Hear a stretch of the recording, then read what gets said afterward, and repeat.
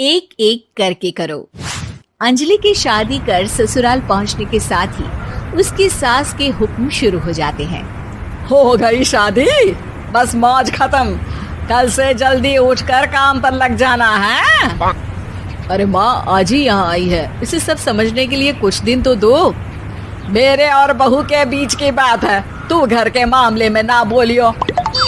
इस पर जतिन वहाँ से अपने कमरे में चला जाता है और सास अंजलि को काम की लिस्ट सुनाने लगती है। सुबह पहले घर की सफाई करनी है, फिर कपड़े धोने हैं, साथ में खाना भी बनाना है। एक की वजह से दूसरा काम रुकना नहीं चाहिए है। जी मम्मी जी ठीक है। ये कहकर अंजलि अपने कमरे में चली जाती है। अंजलि, मम्मी हमेशा बोलती थी बहू आएगी तो उनका काम हल्का होगा, पर मुझे नहीं पता था कि वो काम हल्का करने की जगह टाल ही देंगी। कुछ नहीं होता, ये सब मैं अपने घर में भी तो करती थी, मुझे आदत है, कोई दिक्कत नहीं होगी। ठीक है, पर अगर कुछ हो तो बता देना। दोनों सो जाते हैं और अगली सुबह से अंजलि जल्दी उठ के सास के बताए कामों में जुट जाती है, जिसमें वो जैसे ही कपड़े धोने लगती है तो सास वहाँ आ जाती है। अरे सुनो, ये कपड़े ऐसे नहीं धुलेंगे, सबको डिवाइड कर फिर एक एक करके अलग अलग धोने हैं। क्या एक एक कपड़ा अलग करके? एक बार में सुनाई नहीं देता क्या?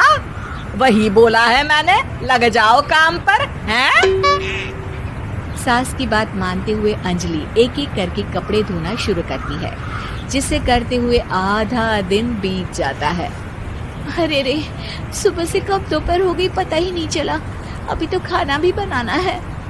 अंजलि भागते हुए रसोई में जाती है, जहाँ उसकी सास पहले से ही उसे खड़ी मिलती है।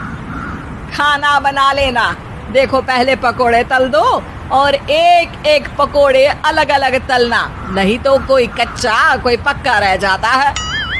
सास की हर बात में एक एक की कहानी अंजलि के समझ में नहीं आती, लेकिन फिर भी वो बिना कुछ बोले काम करती रहती है। अगली सुबह फिर वही शुरू होता है और सास एक बार फिर खाने के समय रसोई में आती है। आज क्या बन रहा है? वो जतिन ने भिंडी की सब्जी, रोटी और धनिए की चटनी बोली है, इसलिए वही बना रही हूँ। अरे वाह जी वाह, बढ़िया है। पर भिंडी एक एक करके धोना, फिर टोवेल से पोंछकर एक एक करके ही काटना, साथ ही धनिए की पत्ती भी एक एक करके ही धोना। अरे पर मम्मी जी। अरे क्या पर? सफाई का ध्यान रखना आता भी है या नहीं है? मैं ये सब सबकी हेल्थ के लिए ही तो कर रही हूँ ना, और तुम अर पर करती रहती हो हैं? सास की बातें सुन अंजलि हैरान रह जाती है। मैं तो सिर्फ सोचती थी कि जानबूझकर मेरा काम बढ़ाने के लिए ये सब करती हैं, पर ये तो काम बढ़ाने के साथ परेशान भी करना चाहती हैं। मैंने इनकी कौन सी बहस खोल दी जो इतनी दुश्मनी निकाल रही हैं? अब क्या करूं? अब अंजलि सास की बातों और हरकतों के बीच फंस जाती है। काम के लिए मना भी नहीं कर सकती, नहीं तो जाने कौन सा ड्रामा खड़ा कर दे। पर अंजलि तुझे कुछ तो करना पड़ेगा। इतनी देर में जतिन भी वहां आ जाता है। अरे कौन ड्रामा खड़ा कर रहा है और क्या करना पड़ेगा? जतिन की बात सुन अंजलि सोच में पड़ जाती है। इन्हें सच बताऊं या नहीं? पर अगर ये गुस्सा हो गए तो? वैसे भी अपनी माँ से बहुत प्यार करते हैं, फिर उनके खिलाफ कुछ सुन कैसे लेंगे? अंजलि ये सब सोच ही रही होती है कि जतिन फिर बोलता है। अरे क्या हुआ, कहाँ खो गई? अरे नहीं कुछ नहीं, वो मैं टीवी सीरियल के बारे में सोच रही थी। यहाँ और कौन ड्रामा करेगा? अरे तुम भी ना, चलो मैं चलता हूँ।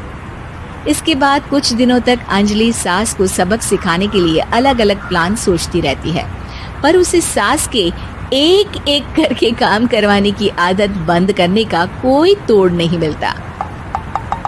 अगर ऐसे ही चलता रहा तो कहीं मैं एक दिन अपने सिर के बालों को भी एक एक करके सुलझना ना शुरू कर दूं। पगली हो गई है क्या? अकेले में क्या बड़बड़ किए जा रही हो? वैसे आज खाने में क्या है? आलू की सब्जी।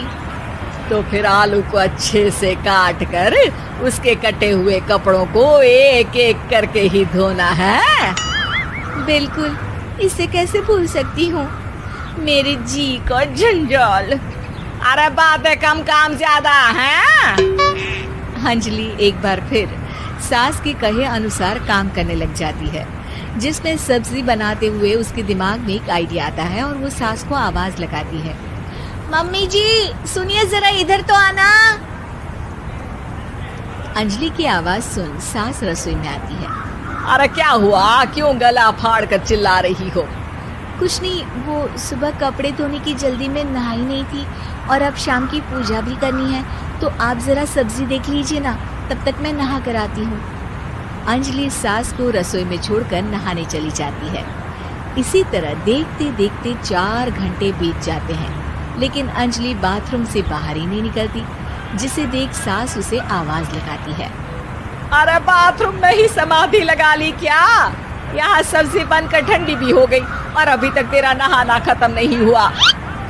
मम्मी जी जैसे आप कहती हैं ना, मैं वैसे ही एक एक करके अपने बाल शैम्पू कर रही हूँ। तो अभी 3 घंटे और लगेंगे, तब तक काम और जतिन को खाना सर्व करना आप संभाल लेना।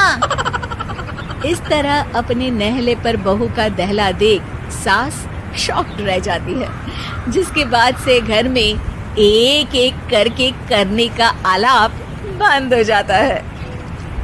उम्मीद है कि आपको हमारी ये कहानी पसंद आई होगी। कृपया हमारे चैनल को सब्सक्राइब करें और सभी अपडेट्स के लिए बेल आइकन जरूर क्लिक करें। और हाँ, वीडियो लाइक और शेयर करना मत भूलिएगा। Bye bye.